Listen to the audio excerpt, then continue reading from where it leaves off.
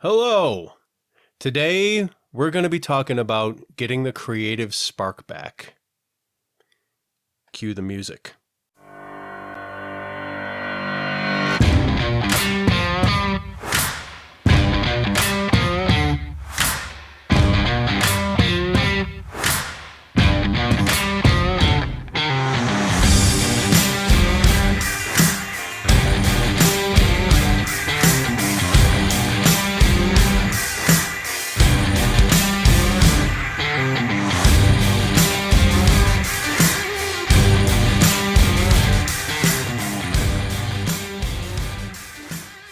Welcome to Punks in the Library. I'm NJ Sullivan. And I'm Celosia Crane. And like I said, we're going to be talking about getting the spark back because the past year and a half has been utter bullshit. Yeah. And so many creative people, Ourselves included, have lost the will to be creative. And we're just going to talk about that, talk about some of the tactics we've used, the struggles we've had, some of the best advice we've gotten about it. And regardless of what I may say on Twitter, there is a such thing as good advice. Yeah. Just generally not good unsolicited advice. You have to find out what works for you, and what works for him isn't going to be what works for me. It generally hasn't been. No. Like, that's absolutely true. So, yeah, we're just going to be talking about that today. And it's a big topic, so this might be a long episode. And there's a good possibility. If you hear noises, it's because our neighbors have decided that 5:30 on a Sunday is a perfect time to run a pneumatic nailer, a nail gun. Off of an air compressor. That's what pneumatic means. Yeah, but they might not all know that. Yeah, it's loud. It sounds like they're putting a new roof on. They're like completely gutting and renovating one of the apartments across the parking lot from us. And it's not far enough away. Nope. It's not. Anyway, I'm okay. I'm fine. What? Also, I'd like to point out that this episode is not brought to you by Genesee Beer. No matter how many times I ask, it's not brought to you by Genesee Beer. It's brought to you by our patrons. Because also, it's not brought to us by Twisted Tea either. No matter how many times we ask. I really wish they would, though. I likes it. I do too. I know.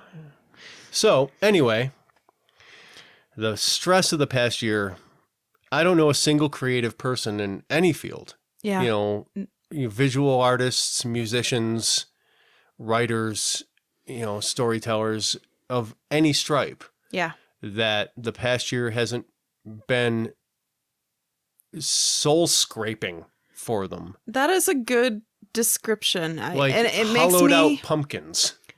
Butter scraped over too much bread. That too. Yeah. That too. I was thinking more of like hollowing out a pumpkin with a big spoon. I mean, you can do that. It's gross. I'm not going to do it. You never made a jack-o'-lantern? Yeah, I have. That's why I'm not doing it. Okay. But yeah, so it's been a shit year. Yeah. It really has. Between the stress of the election, which screw you if you don't think that was stressful. It was stressful. We were talking about what we wanted to talk about in this episode. Episode? How many of those have you had, young lady? I mean, this is only my second. She drunk. No, I'm not. No, she's not. But we were fleshing out what we wanted to talk about in this episode, and he brought up the stress of the election. And honest to God, I was like, oh, wait, yeah, that was stressful. Because the silence on a certain front the last few months has just been a relief. Blissful. Yeah. Yeah. I'm no longer terrified to go on Facebook, to go on Twitter, Which is something we're actually going to bring up in a little bit. Yes, it is. Kind of what all that means. But it just blew my mind that it's been, 4 months? 100 days. Yeah. Give or take 100 days. And in that time... A little over 3 months. Yeah, probably 4 months. Yeah. Well, not since the election, since the inauguration. Since the inauguration. But yeah. And even beyond that, the pandemic that's been going on for a year and a half. We're finally seeing And the progress lockdowns. towards resolution. So how do you go from there to creating again? How do you get past? Because for anybody out there who is listening who isn't a creator, who just enjoys this podcast, being a creative person, you have to be able to get yourself into a certain frame of mind. Mm-hmm. There's, I'm not big on the idea of inspiration, as you know. No, but I know when I write, sometimes I have specific soundtracks that I listen to with headphones on because that keeps me focused and it keeps me in that certain mindset. There's, they say, oh, I was in the groove. Most of the creative people I know haven't even been on the road this past year, much less in the groove. I've been stuck in potholes. Yeah. And like 90% of the creative people I know, once again, across mediums, have had the same problem. And so we're just going to talk kind of about that today and how I weirdly managed to avoid that to a degree. Yeah. To a degree, not entirely. No, not entirely. But also how to get out of it once you're in it. Yeah. Or at least what's worked and is starting to work for us. And I actually did look up some stuff on this. Like, this isn't just all off the top of our heads. We actually did do a little bit of research on how to find your creativity again. And that's... I'm kidding. Yeah, we did research for an episode. Gasp and swoon. But like, because there is stress is a major deterrent and depression is a major deterrent. And we've had for most people. Some people those things are their the spark. Yeah. But for most creatives, those are deterrents. Yeah. Those are bottlenecks to their creativity. And we've all been under fairly consistent stress and anxiety. And existential dread. For the last, over a year and 2 months. Because the first lockdown went into place last March. Yep. So yeah, a year and 2 months minimum. Minimum. If you're a person like me, it's 2 years. But I live in a constant state of existential dread, so that's nothing new. I shouldn't be drinking a carbonated beverage while I do this. It's another nice thing about Twisted Tea. The editor is going to hate me, meaning me in about 3 hours is going to hate me. But so, how do you get back to it? How do you get back to your mind being open and getting not past, well, maybe for some people past, but how do you work with that? How do you get past it? How do you deal with that stress and get back to creating? Yeah. Like the title of this is, Get Back to What Drives You, which for us and most creative people we know is creating. The process of creating. Yeah. So how do you do that? And let's start out with you've struggled with it more than I have. Yeah. So I'll let you talk for a while and I'll just sit over here and listen and drink beer. I would say for the last year and 2 months, up through this last February, I was working as an essential worker. I worked for a large retailer, and so I was constantly... You worked at Target. I know. We don't need to be shy. It's not like they sponsor us. No, that's true. Screw you, Target. Treat your employees better and pay them a living wage. There. I said it. Actually, Target does. I take that back. Target actually took pretty damn good care of you. They did do pretty decent to us. I'm sorry, I interrupted. You're good. But I was working, throughout the entire lockdown. My job was considered essential. I worked as a order fulfillment person. So my job was literally to run laps around the store for 8 hours, collecting people's orders, either for shipment from the store or for them to pick up in the store. And that also meant that I was constantly possibly exposed. I had no idea, especially right at the beginning before all the mask mandates went into place. And that is a whole nother kind of stress. On top of the fact that I was walking 9 miles a day on concrete floors and my body was just physically exhausted. Come this last February, I switched jobs. It was a great opportunity, a chance to step into more of an office workplace. But turns out that that particular style of job also is a very bad fit for me.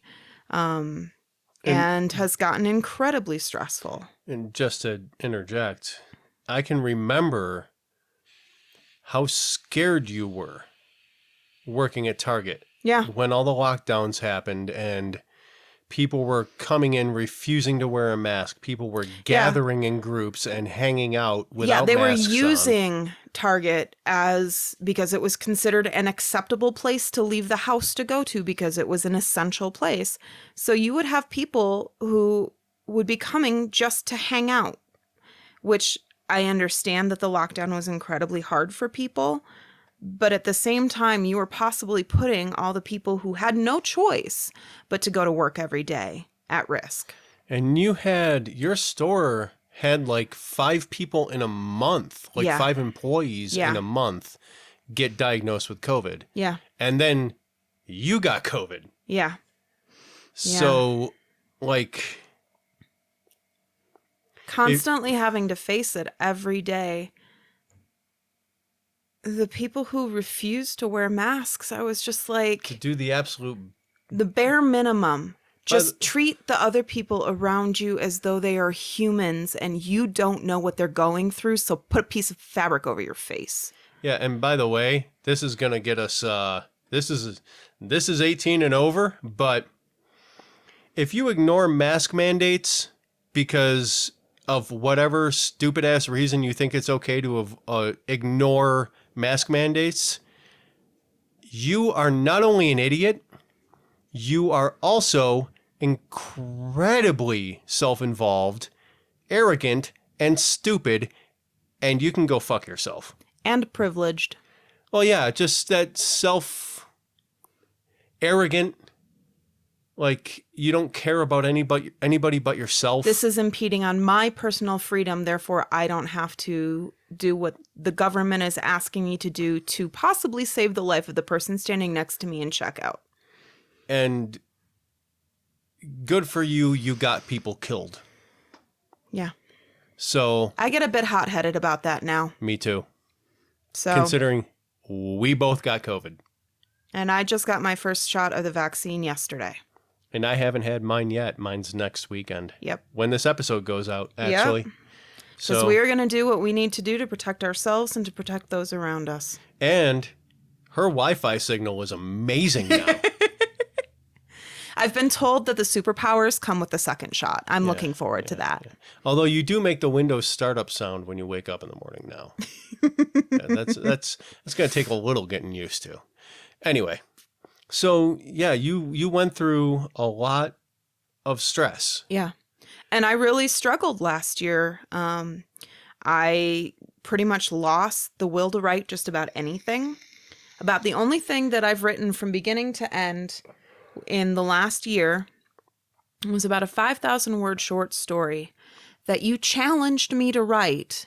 Yeah. And I think on my birthday. I think it was on your birthday, and I think I forced you. I think sort of. I think I bullied you into it. But I sat down, and in an afternoon, I wrote a 5,000-word story that took place in The World of Shades, which is one of my new novels that will be coming eventually.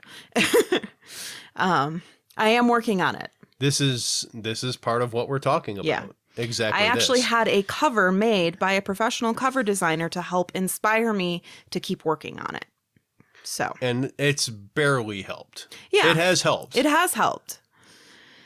But yeah, so that's kind of what I've been going through. And it kind of came to a head about a week ago. Yeah.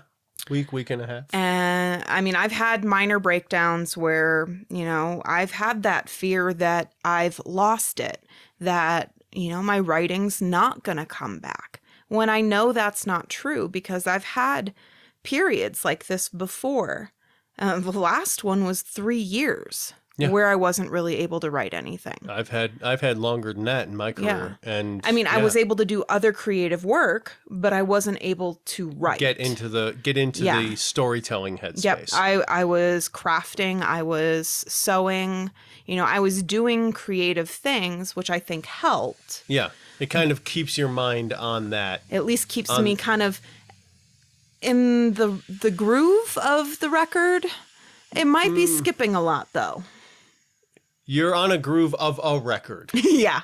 Which means you're not gathering dust. True. But you're not in the writing record, which is our creative outlet, is telling stories. Yes. So that's what we know and that's what we do. And honestly, all of this is one of the big reasons why I started Bedtime Stories with Celosia Crane last October. Was I wanted to be able to do something creative still. I wanted to be able to connect with people through story. And at that time, I was not capable of creating that story, but I could tell stories still. You're so good at it. I've always loved telling stories. I used to do it to my campers when I worked as a camp counselor. I did it to the little boy I nannied for, and I think you should say 4, not 2. I did it to the campers as though you're inflicting it upon them. No, they loved it. So I had one of 2 books that I used, and actually one of them is currently being read on Bedtime Stories with Celosia Crane this month. Yeah. I reached out to the author, and I was like, hey, I love this story. It is not in public domain. I want to respect your work. Would you give me permission to be able to read this? Please, can I tell your story? Yeah, more or less. I kind of told her a little bit about the podcast and what I was doing with it. She was very, very sweet about it. Yeah. I mean, she's like, what we figure out? She's in her 90s? She's in her 90s. Yeah, and she wrote like 30 books or something. Her last book that she published came out in, 2013? What's her name? Say her name dropper. Shirley Rousseau Murphy. And the book that I'm reading is Suni and the Dragon. But she also wrote another fantasy trilogy that I read probably back in middle school first. But when I realized that was the same author, I got really excited. Yeah, you really did. You got emotional about it. Yeah.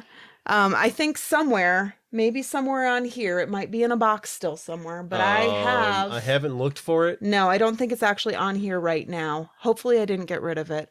But our library was circulating a bunch of books out of the library. And hers were one of them. And I want to say I picked up at least Nightpool, which is the first book in that trilogy I was talking about. The trilogy is called The Dragon Bards. And it's fascinating. And you should read it. Okay, let's get back on topic. Yep. So, what have you done to get yourself back to writing, to creating in your medium? What is working for you? What isn't? What are you kind of struggling with still? I'll get to mine. Yeah. Mine's a much shorter story, but I think people would like to hear that. So for me, for a while, it was doing anything creative. What is it that I'm curious about? What is something that I would like to learn, especially last year in the middle of the pandemic? I had a fantastic opportunity to work with a photographer friend of mine through a webcam session, and we created some beautiful photos.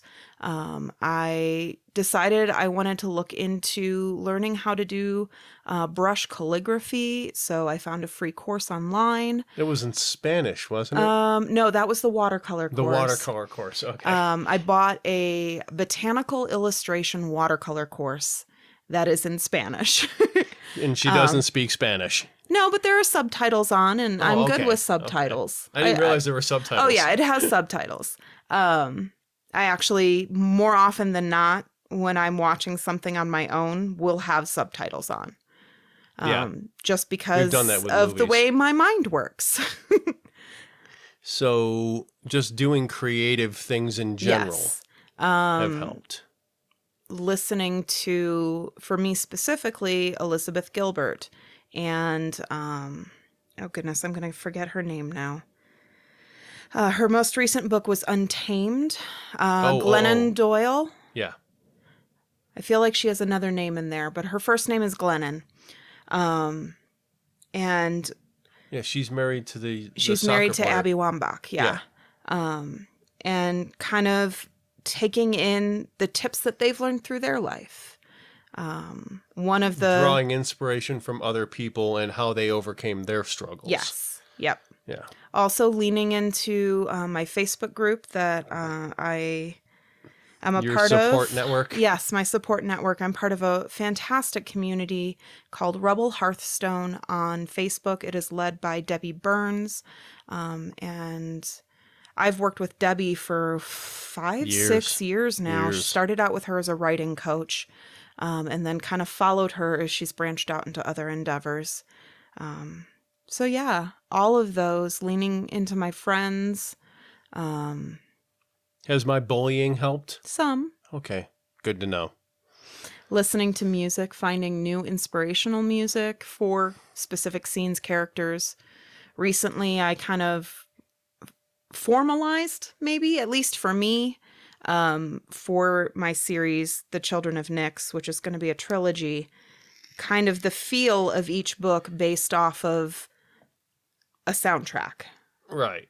And for me personally, that's very helpful. Yeah, I do the same. And identifying, I've talked about it before. Yep, identifying a theme song for each book that follows the characters, the character arc of my main character.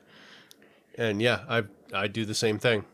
Little by little, I'm clawing my way back up the wall. Yeah, and you're doing good. You're getting it. Like, I can see that you're getting Yeah. there. So, yeah, you're still fighting your way through it, but you're getting there. Yeah. My path was a little bit different because I hit my low point before the pandemic. Yeah. And it was... I was stuck in a job. Mm-hmm. And I felt stuck. Mm-hmm. And I'm bipolar. And I have all sorts of other things, other issues. And I realized the physical and psychological toll, just like for you, that my job was taking on me.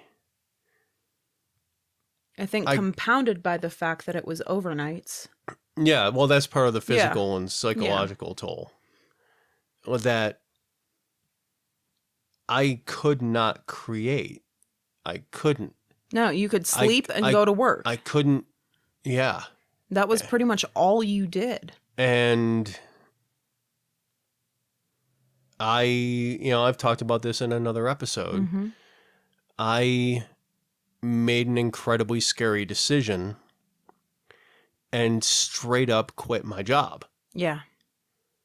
And immediately knew, if I'm going to do this, I need to get to effing work. Mm-hmm. And that's, my psychology is a little bit different than a lot of people's. If I see it as a job, I see it as a challenge. Yeah. If it's a hobby, I don't put that much energy into it. If it has stakes, I'm, I'll dangle off that cliff all day. And I'll swear up a storm doing it. He will. But I won't. I will hang on to it like a bulldog. And, I suffered a lot of the same things that everybody else did during the pandemic. The fear, the stress, all of that stuff. Mm-hmm. But I had what I think of as an advantage, where I had a plan. Being stuck at home didn't change that plan. No. I had to, and I'm a stoic by nature. I adapt to what the world throws at me. It's just how I've learned to live. And I already had Void Veil that I wanted to do. I had Brimstone. I had just started Brimstone. Yeah. Just started. In fact, the first episode of Brimstone came out on Halloween. Yeah, I remember. It was almost exactly a month after you started Bedtime Stories. Yeah. I got the idea for the podcasts from her, not the other way around. Everybody who thinks I'm calling the shots, you're wrong. We did start Punks in the Library before that, though. Yeah, we did. We did. Because that was the storytelling how, podcast. Yeah, that was kind of how I got started. Yep. Oh, hey, they're running a grinder now. A grinder, or is that a circular saw? That could have been a circular saw. Very well could have been a circular saw. Sounded like an angle grinder. Okay, you But it could could be have been- right. it You could have- have more experience. It was some sort of rotary blade instrument. But anyway, I had already started Brimstone and I was excited about that. And I had ideas to do other things in that same vein. I was already on a trajectory to never leave the house again, basically. Yes. But Some days I have to force him to put big boy pants on and go out of the house. I'm not wearing big boy pants now. I mean, and I'm she's not either. wearing good big girl pants. We're at home. Yeah. And we look all fancy in front of this bookcase. For those of you who are watching this on YouTube, for those of you who are listening to a podcast. We're sitting in front of my giant bookcase. Yeah. Yeah. And you should subscribe to her YouTube channel too. Anyway. Because I have pretty books on the bookshelf. She really does. She really does. But anyway. That's not the only reason you should subscribe. But I already had a plan in place. Yes. That involved being home most of the time. Yeah, you did. But I still,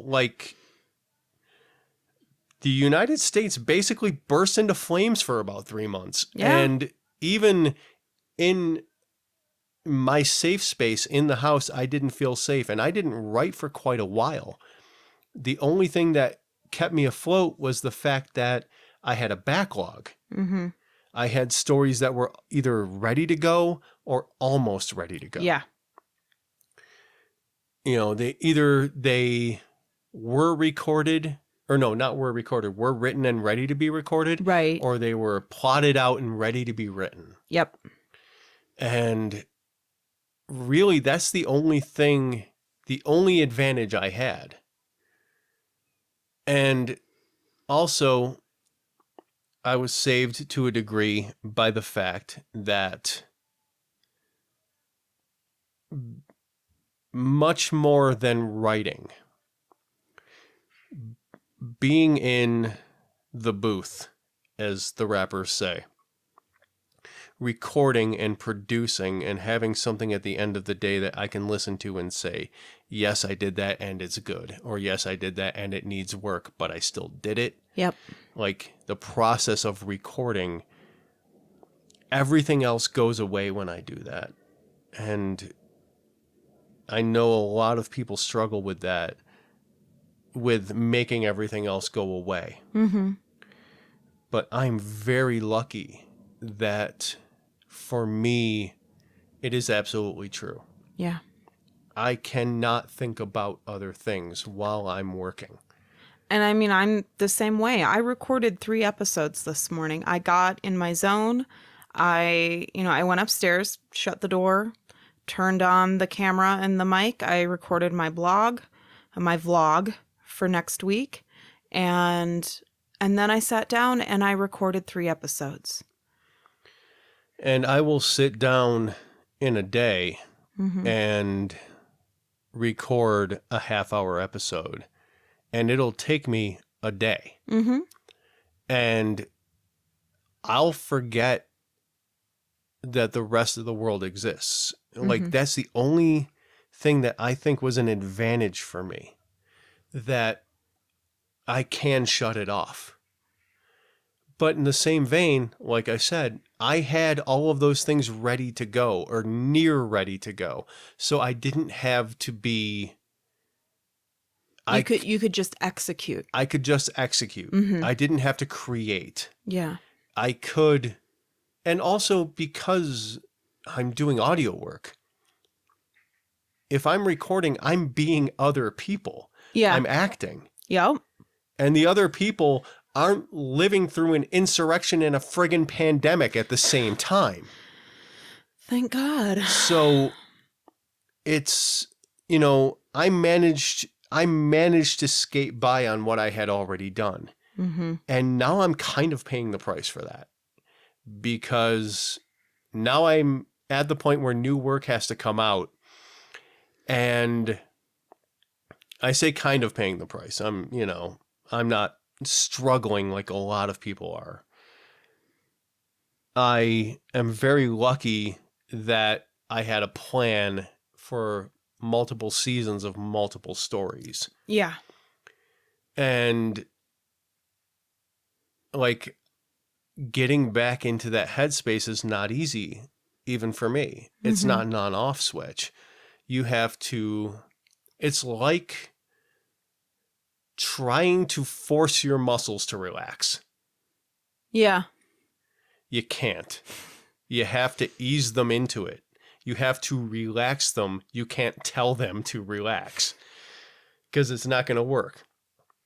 It's like the classic joke about telling a woman to calm down. Yeah. Yeah. Try and remove your stress by telling it to calm down. It ain't going to happen. Mm-mm. So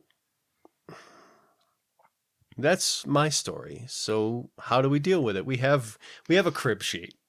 Yeah, we actually made an outline this time, because otherwise... And we have gone so far off it repeatedly. Yeah, but it keeps bringing us back. I keep bringing us back, but that's fine. Whatever. If you're watching this on a podcast, you can't see the looks you just gave me. Anyway. Another reason you should subscribe to our YouTube channel. You'll get to see me giving him dirty looks. Dude. They're all over. So we made notes on some different things that you can do. I want to get to the first thing, because to me that's important, because I've seen it so much. Mm-hmm. That so many people in the creative space, in creative jobs, in creative careers, creative people, they haven't been able to get there. Mm-hmm. And we define ourselves by getting there. Yeah. People say, "Oh, what do you do?" And an author doesn't say, "Oh, I write books." They say, "I am a writer." Mm-hmm. I say, "I am a storyteller." Yeah. A musician says, "I am a musician." Yeah. Not "I play music." No, we I define ourselves by the act of what we do. By what we create. Yeah. And it's so...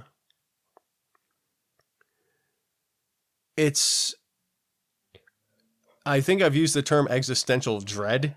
You have. I'm going to say it's an existential crisis when that thing that we define ourselves as, we can't do. Yeah, absolutely. Like, even athletes. Yeah. Athletes don't say, "I play football." They say, "I am a football player." Yeah. Not, "I run the 100 meters." I am a runner. When you've trained yourself for so much of your life, as most creative people have, in one form or another, they've been in training most of their lives. Yeah, I would agree. To do their creative job. And suddenly you can't do it for some reason. That is an existential crisis. What the hell am I if I can't do the thing I define myself as? I just started listening to Men at Arms by Terry Pratchett. Yeah, if I'm not a copper, what am I? Yeah, the main character, Sam Vimes, is marrying the richest woman in the city and will be retiring from the police force. And he is struggling with, who am I? Because he's been a copper his entire life. Yeah. And he calls himself a copper. It's written by a British guy. But yeah, it's that same thing. I have done this my entire life. This is what I identify as. If I don't do this, then who am what, I? Then, yeah, who and what am I? Yeah. And that's, so many people have been struggling with that. And it leads to depression. Yep. Which, I mean, we've seen in me. We've seen in you, we've seen it in me, we've seen it in so many of our friends. Yeah. Like, we're depressed and stressed out, so we can't do the thing. We can't do the thing, and that makes us depressed and stressed out, so we can't do the thing. And it becomes a downward spiral. And I found you can see it in our faces. You can see it in so our many of eyes. us. Yeah. We have just lost that inner light. We have what my brother would call a goat stare. Yeah. Oh, good Lord, yes. Because goats don't look at you. They look in your direction. Yeah. But they don't see you. No. They see a thing. And it's like the life goes out. And, it makes you doubt, you're stressed out, so you can't do it. So you get depressed and stressed out. So even more so, you can't do it. Which makes you doubt if you can ever do it again. Yeah. Have you lost it? Yeah. And how many times have you said that?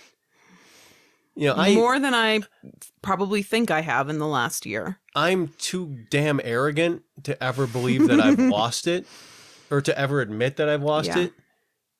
But there have been moments when I wonder if I'm capable of doing it as well as I used to. Yeah. We've had those conversations. Can I still pull this off at the level I was capable of 2 years ago? Yeah. And it becomes a spiral. Weirdly, it's like sex. If you think about it too much, you're not going to get there. If you start having doubts in the middle, it's going to fail. Yeah. I was going to make a think about baseball joke, but anyway. And moving on. So, moral of the story is we've all been there. Yeah. And a lot of us are there now. I'm there to an extent. You're there to an extent. Yep. It's the zeitgeist. Oh, yeah. For me, I mean, like, even just within this last week, since I had the realization that where I am at career-wise right now is an incredibly unhealthy place for me. And when I realized that, I took steps and I have started things into motion to get myself into a better place where I will be happier, where my mental health will be better. And you're already feeling better about it. Oh my gosh, yes. I'm Like, still panicking about going one. into work tomorrow morning, but that's because it's Monday. And Mondays suck. But I know I'm going to be able to move forward. And just even knowing that I'm not stuck, one of the big things for me is at the moment, I'm the one who's making sure the rent gets paid every month. Yeah, and you're feeling that way. Yeah, and absolutely. we've talked about that. Oh, yeah. And let's get through the rest of the stuff because I have to pee. Okay. That's a good reason. So we looked up and we thought up some of the things that have helped us and some of the things we use and things that I've used for years and we've used between us for years and just stuff that we know works. So I'm going to break my moratorium on giving advice. And I'm going to give some unsolicited advice because it's my podcast and I do what I want. It's our podcast. It's our podcast and I do what I want. I mean, that is also true. Yeah. So do you want to start or do I? Why don't you start with the first one? Okay. And I can go with the second one. I mean, that works. Okay. Absolutely. I was going to let you talk again. But... Oh, I mean. Okay. I thank you. So the first thing on the list is give yourself permission to wander. Don't feel like it has to be important. If you're creatively stuck, and there are parallels to this for every creative outlet, but speaking as a writer and a storyteller, I'm just going to go with this one because this is what I know. Took you this long in to yawn. No, No, I've yawned no? two more times before that. But this is giving yourself permission to wander. It doesn't have to be important. Sit down at the keyboard or with a notebook or with an audio recording app on your phone or whatever your preferred method is. And say it was a dark and stormy night, or once upon a time, or the sly brown fox jumped over the lazy dog, or whatever, and just go. Mm-hmm. Just go. Don't worry about it being good. Don't worry about it being special or a bestseller or readable or, it making sense. I've found if I'm stuck, it's a little game called Rory Story Cubes. Oh, yeah. And it's, I think, that's almost like a writing prompt type. Yeah, thing. exactly. It's, I think, 6 dice. Dice. Okay. And they have, instead of a number or the dots for the numbers, they have an image, a little like a image. line drawing? Yeah, thank you. On each side of the dice. And one of the many ways that you can use that game, roll the dice, whatever lands face up, come up with a story. And I've done that with other creatives. I've done it with kids. It can be a really useful tool for me to get out of my head a little bit. Okay, I have these. What story can I make up from them? Yeah. And just make up a story. Yep. And it doesn't have to be great. It just has to be done. And you can even let yourself wander further and say, wow, that would be a really pretty picture. Oh, yeah. And take pictures with your phone. Or, write a letter to a family member. Or macrame something. Do something creative. Let your mind wander. Give yourself permission to stop thinking so hard. Yeah. And just do something. Let it roll out. Throw paint at a canvas. I've done it.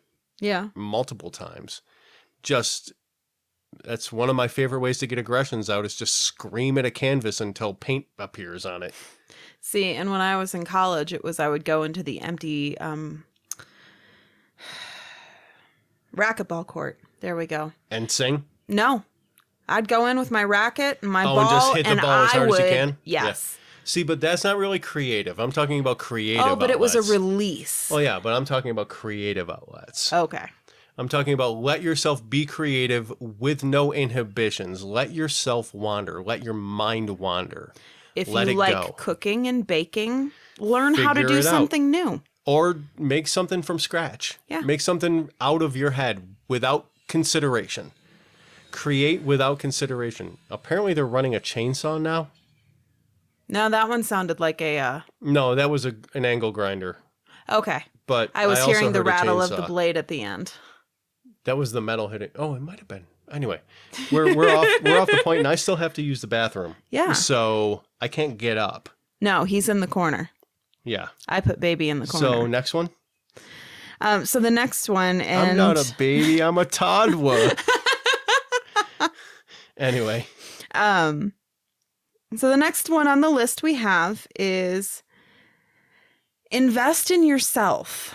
And just like with doing something creative, if it is something that feeds into you, if you love to bake, my example, and you don't have really a purpose, maybe bake cookies for your neighbor, do something that brings you joy and try to do that consistently. Yeah. True, as Stephen Covey would say, true recreation. Yeah. Because if you look at the word recreation, it's not recreation, it's recreation. Creation. Yeah. Build yourself back up. Yeah. And Yeah. sometimes that's That's a chainsaw. that is a chainsaw. Sometimes that's making sure you're getting enough sleep at night, drinking enough water, Taking care of yourself. maintaining good boundaries. I'm terrible at that. You really are. I really am. And I know I am. Those are things that we need to do in order to take care of us so that we are ready for the creative we work. have the bandwidth and the mental space. Yeah. And the self-assurance, which is a big part of being creative, that a lot of creative people ignore, is you're going into a boxing match. Yeah, every time like you create the spoon something. theory. You only have so many spoons that you can use to do any given task throughout the day. I know people who have certain disabilities will use this analogy and say, I do this task and I use a spoon for it. At some point, if you run out of spoons. You run out of spoons. Yeah, there's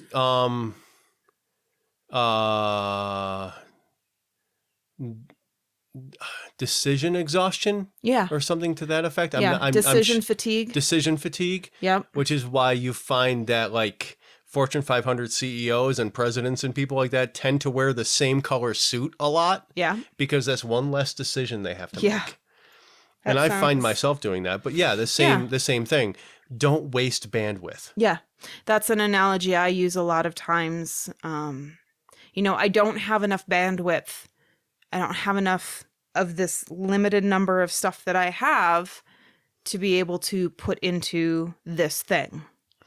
And so, yeah, taking care of yourself and just enjoying things. I know for us lately, it's been trying to get out to go fishing, go hiking. Yeah, go for drives in the mountains even. Yes, get into nature.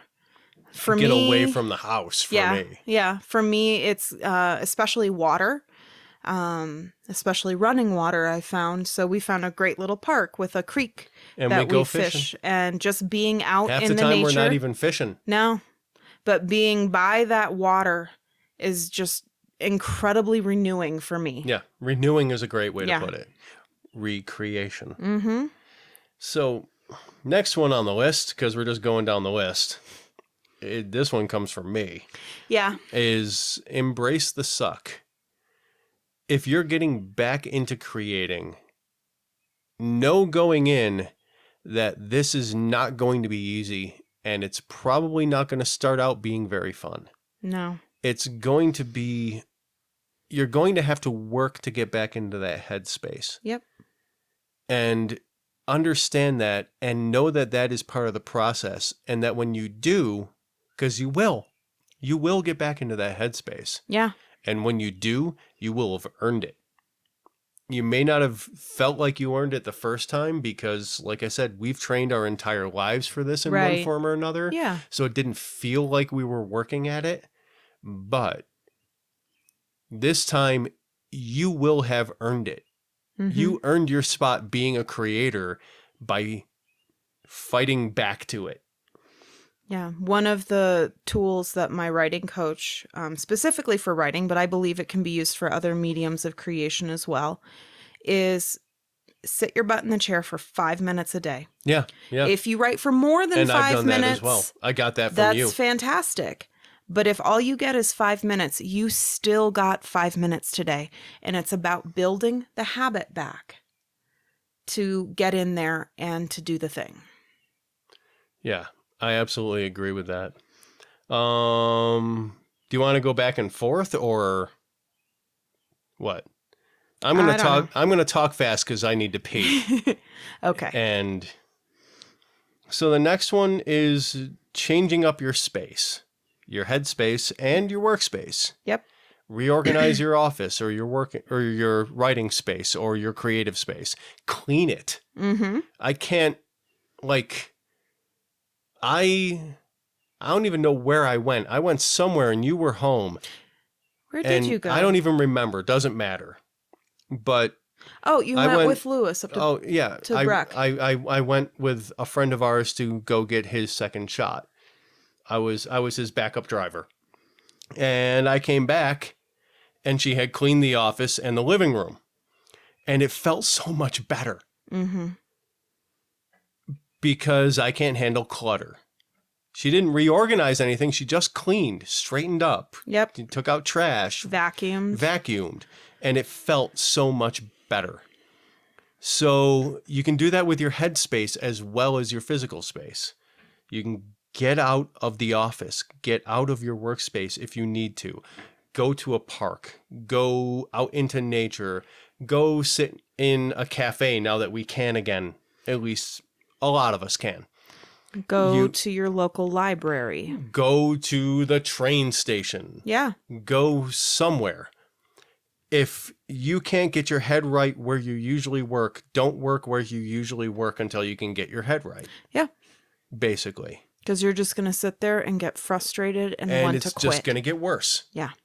So, the next one I don't think I explained to you, so I'll take that one too. I mean, I think we both noticed it earlier this year. Yeah.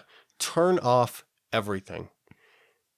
I'm not saying delete accounts. I am saying shut it down while you're trying to get back into creative work. Twitter, TikTok, Facebook, Instagram. Like, they are tools, but also they feed so much stress and negativity into your head. And they're great time wasters. Yeah.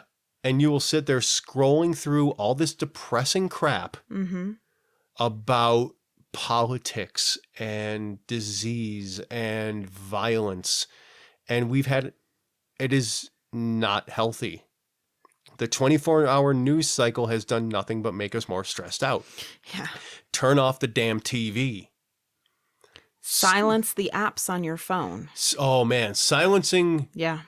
I silenced all of them. No notifications. No notifications. I have notifications on for the Lantern AW account. Yeah. And that's the only one. Because just in case. Most of my, the groups I have with my writer friends through Facebook Messenger, if there's more than one other person in that group, I will mute it. Because especially at work, when I'm doing my day job, it never stops. I can't be constantly interrupted. Well, and I had them on for Facebook, TikTok, and 2 Twitter accounts. So I would be sitting there trying to get into a writing headspace, trying to craft a story. And my phone's constantly going off, telling me that the sky is falling every 30 fucking seconds. Yeah. Yeah. And how do you get a clear mind to think creatively when the world is punching you in the back of the head all the time? Yeah. How do you do it? You turn it off. You step away from the punching fist. Yeah, that too. You turn it off. I check Twitter and TikTok and Facebook multiple times a day, but I do them at specific times a day. I don't check them first thing in the morning. No. I check our numbers on the podcasts. I check the news to make sure that the city I'm currently in isn't currently on fire. I mean, last summer, that was a possibility. Last summer, it was pretty damn close. But don't touch it. Yeah. It's a tool. Think of it as a tool. Don't pick up a tool unless you're going to use it. Yeah. If it's not giving you anything but negativity, it's not a tool. It's an addiction. Yeah. And I struggle with it. He was actually just saying to me before we started this episode that you've started picking up your phone more. We've been working on kind of trying to break that habit. And I know for me right now, it's a stress response because if I have enough time, my brain starts to do the worry cycle. Yeah. And so, scrolling through TikTok, whatever, it gives me something else to focus on. But the problem is so much of the information that is coming in through those channels is negative that it is not going to help you be creative. Yep. And I agree. And so that's why I'm saying shut it off. Mm-hmm. Shut off notifications. Give yourself times in the day. I think I check them every 2 hours Okay. because Yeah. I'm running a damn business. Yeah. So I check them every 2 hours to maintain contact with people, to share new things that are coming out from To the make business. sure that you're responding to comments. To make sure I'm responding. Yeah, exactly. But I don't leave them up. No. I don't leave them open. Like, I spend a lot of the time in front of the computer. And I will check them. I'll check all of them. I'll do what I need to do, maybe 15 minutes at a time. And then I close the browser. Yeah. So it's And not that's it. a constant It's distraction not at the there. corner It's of not your eye. available. Yeah. And yeah. Yep. That's on you. We're on to the next one. So turn it all off. I'm trying to be cognizant Yeah. of the fact that he's in a bit of physical discomfort at the moment. A bit. But yeah, just turn it all off and let your mind have a little damn peace. It goes a long way. Yeah. And this is the incredibly angry man on the internet saying that. I can be incredibly angry because the rest of the time I'm not being angry. Mm-hmm. I'm not pissed off at the world all the time because I'm not constantly listening to political pundits on Twitter. Oh, thank God. I couldn't live with him if he was constantly angry. Well, around the election, I got real into politics on Twitter, and I realized that I was nothing but pissed off, and I couldn't think in anything but angry. Yeah. And so I stopped. I shut it off. I couldn't do it. It wasn't helping. No. It wasn't moving me or my life or anything I cared about forward. So it had to go. Yeah. Cut it off like a barnacle in a ship's hull. Yep. Anyway, on to the next one. So the next one we've got is try something new. Look beyond your normal sources for inspiration. An example is, well, you gave it. If your usual mode of inspiration is through reading, try Movies, audiobooks. I know we've got a couple of channels on YouTube that we've learned so much from. Overly Sarcastic Productions has their Trope Talks series. Well, all of the things they do. Yeah. I'm a history nerd, and they do history stuff too. And I'm a literature nerd, and they do a lot of stuff where they break down stories. But specifically for the craft, Trope Talks. the Trope Talks has been hugely helpful. Yeah, so shout out to Red and Blue at Overly Sarcastic Productions. You guys are awesome. And of course, the other one, Mikey Newman. Yeah, Mikey Newman, With, Film Joy. We've learned so much about storytelling. I've shouted him out from on Twitter him. multiple times. Oh, yeah. And Everything Great About. Yeah, yeah. Cinema wins. Cinema wins, thank you. Yeah, he's awesome. He finds the beauty in every movie, and it's okay to like things. That's his whole thing. It's better to like things. Yeah. Yeah. Or no, I think it's fun to like things. I think so. Yeah. Yeah. But yeah, he takes the worst possible movies you could think of and finds something to love about them. Yep. So yeah, those three are three of my favorite sources too. Yeah. For me, like, I know last year, I had a dream that inspired a story concept.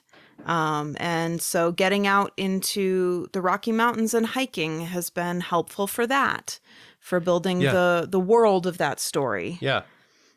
And exploring the place you live. Yeah. And with Brimstone, being in the city has inspired me on that level. Mm-hmm. And also a fellow author, Des Jensen, a friend and author of the both of us, also was inspired by Denver the same way I was to write a similar story to mine. Which is so kind of And I just found that crazy. out a few days ago. So yeah, that was pretty I was pretty impressive. I need to talk to Des about that and just yell at her for stealing my idea. Even though absolutely she did not steal my idea. No. Denver is a very evocative city. So yeah, on to the final one. On to the final one, so we can get the hell out of here and I can go pee. Yeah. Yeah, this is what it comes down to me, ultimately. It's get back to basics. And we could go full Princess Bride on this and say, you know, if the job goes wrong, go back to the beginning. This is where we met. This is the beginning. Yeah. Get back. The title of this episode, get back to what it is that drives you. Stop worrying. Tell a story. If you spend all your time trying to build a community, screw the community, pick up a notebook and write a story. The community will come, but you need Yeah. to do the work first. Well, yeah, we're not even going to... No, that's a topic for a different That's day. another half hour, and At we're not least. doing that. No, I'm not going to do that But to him tonight. Get back to why you started telling stories in the first place. Find that. Mm-hmm. It's there. It's still there for all of you, for all of us. Yeah. It wasn't money. It wasn't being a bestseller. It was a passion. Yeah. And we all have it. And we all still have it. It's still there. If it's gone for you, find something else you're passionate about. Yeah.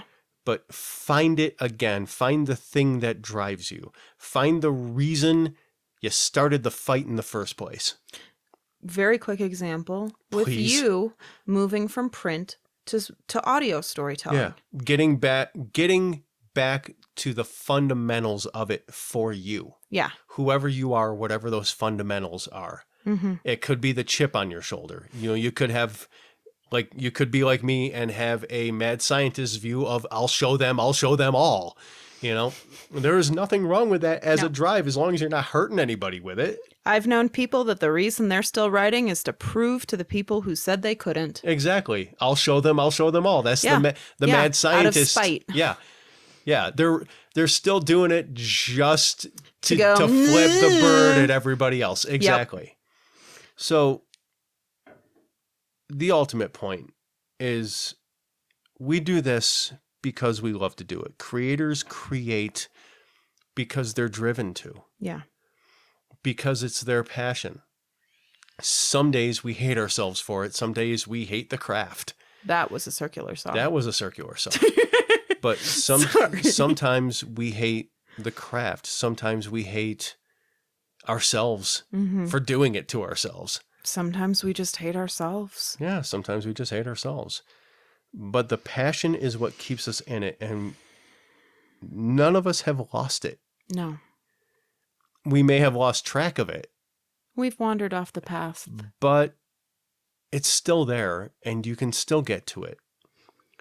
And it's time to end this episode. Yeah. So don't lose faith. No, don't. It's still there. And if you're just starting out, don't lose your faith. You can do it. This will happen to you. Yeah. Everything we've talked about, it will happen to you. At some point. That passion will still be there. It'll Sometimes come back. You just have to strip off everything that's been piled on it, all the coats of paint to get down to the beautiful raw wood underneath. And you can. And that's as poetic as I'm going to get. I am NJ Sullivan. You can find me at @_NJ Sullivan on Twitter.com. I also will be the person most likely responding at Lantern _AW yes. on Twitter.com. Twitter.com? Yeah. Good Lord. I can't believe I said that. Also 66 Underground on Instagram and NJ_Sullivan on TikTok. And you can find me on Facebook at Celosia Crane Author. You can find me on Twitter at Celosia Crane, on TikTok at Celosia Crane, and on Instagram at _exotic_ant. And if you enjoyed this podcast, please go to patreon.com/Lantern Audioworks and support this and our other 3 podcasts, Bedtime Stories with Celosia Crane, Old Bob, and Brimstone. On top of this podcast, we have a lot of wonderful benefits for our patrons, and everything we do is entirely supported by our patrons. So we really appreciate all the support. Also, go check out lanternaudioworks.com and pick yourself up some sweet, sweet merch. Absolutely. So that's all from us because I have to go to the bathroom desperately at this point. All right. You want to say goodbye first, or do you want me to? Have a lovely day, and we'll see you next time. Thank you for listening and watching. Oh, also, if you're watching this on YouTube, hit the subscribe button. And leave a comment. Please. And a like. Let us know you're there. Please. Okay, that's all right, all. That's it. Goodbye.